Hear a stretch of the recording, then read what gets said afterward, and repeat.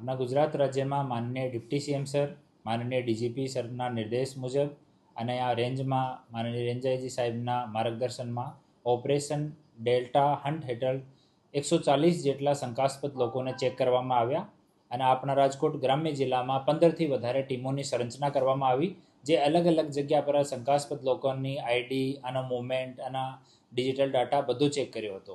તો રાજકોટ ગ્રામ્ય જિલ્લામાં 4 બાંગ્લાદેશી નાગરિક હાલ ડિટેન કરવામાં આવ્યા છે અને આગળની પૂછપરછની કાર્યવાહી ચાલુ છે. 4 મહિલાઓ છે અને હાલ અલગ અલગ પોલીસ સ્ટેશનમાં રાખેલી છે, ત્યાં એની પૂછપરછ કરવામાં આવી રહી છે.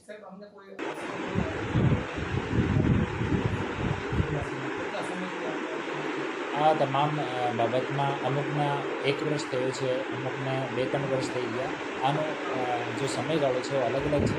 તમામ વિષયમાં હાલ ઇન્વેસ્ટિગેશન ચાલુ છે. આનો થોડો લેંગ્વેજનો પણ ઇસ્યુ છે. આનો બાંગ્લા ભાષા જ આવડે છે, એક ને હિન્દી આવડે છે વ્યવસ્થિત, બાકી બાંગ્લા ભાષાનો ઉપયોગ કરે છે.